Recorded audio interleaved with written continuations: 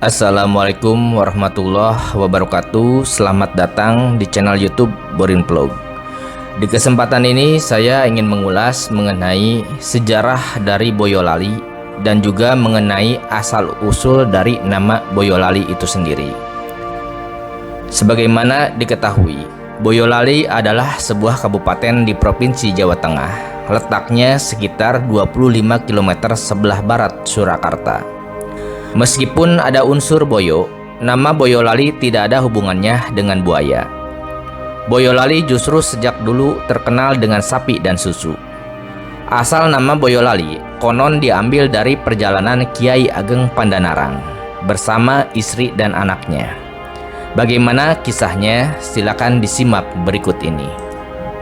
Asal mula nama Boyolali, menurut cerita Serat Babad Pengging Serat Mataram, nama Boyolali tak disebutkan. Demikian juga pada masa kerajaan Demak Bintoro maupun kerajaan Pengging, nama Boyolali belum dikenal. Menurut legenda, nama Boyolali berhubungan dengan cerita Ki Ageng Pandanarang, Bupati Semarang pada abad ke-16. Alkisah Ki Ageng Pandanarang yang dikenal dengan Tumenggung Notoprojo diramalkan oleh Sunan Kalijaga sebagai wali penutup menggantikan Syekh Siti Jenar. Oleh Sunan Kalijaga, Ki Ageng Pandanarang diutus untuk menuju Gunung Jabalakat di Tembayat atau Klaten untuk siar agama Islam. Dalam perjalanannya dari Semarang menuju Tembayat, Ki Ageng banyak menemui rintangan dan batu sandungan sebagai ujian.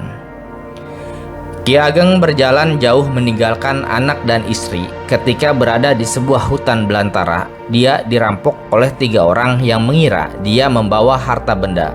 Namun ternyata dugaan itu keliru. Maka tempat inilah sekarang dikenal dengan nama Salatiga.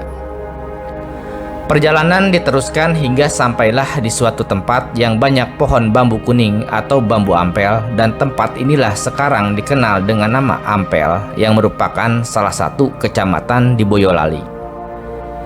Dalam menempuh perjalanan yang jauh ini, Ki Ageng Pandanarang semakin meninggalkan anak dan istrinya. Sambil menunggu mereka, Ki Ageng beristirahat di sebuah batu besar yang berada di tengah sungai. Saat beristirahat itulah Ki Ageng Pandanarang berkata, "Bayawis lali wong iki," yang jika diartikan berarti sudah lupakanlah orang ini. Karena anak dan istrinya tak kunjung terlihat, Ki Ageng Pandanarang lantas melanjutkan perjalanannya ke Gunung Jabalkat. Saat istri dan anaknya tiba di sebuah batu besar itu, mereka tak melihat Ki Ageng Pandanarang.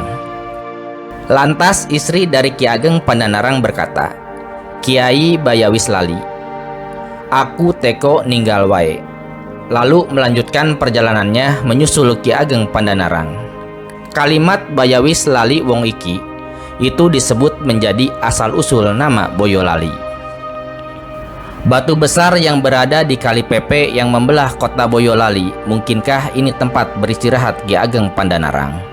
Mungkin tak ada yang bisa menjawab, dan sampai sekarang pun belum pernah ada yang meneliti tentang keberadaan batu tersebut.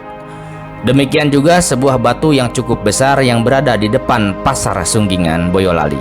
Konon, menurut masyarakat setempat, batu ini dulu adalah tempat untuk beristirahat Nyi Ageng Pandanarang. Dalam istirahatnya, Nyi Ageng mengetuk-ngetukkan tongkatnya di batu ini, dan batu ini menjadi berlekuk-lekuk mirip sebuah dakon atau mainan anak-anak tempo dulu. Karena batu ini mirip dakon, masyarakat di sekitar Pasar Sunggingan menyebutnya Mbah Dakon, dan hingga sekarang batu ini dikeramatkan oleh penduduk dan mereka pun tak ada yang berani mengusiknya. Adapun mengenai penetapan hari jadi Kabupaten Boyolali tidaklah mudah. Untuk menetapkan hari jadi yang selalu diperingati setiap tanggal 5 pada bulan Juni memakan waktu yang cukup lama dan perlu penelusuran sejarah yang panjang. Nah, seperti itu asal mula dari nama Boyolali dan juga sejarah awal penetapan hari jadi Kabupaten Boyolali.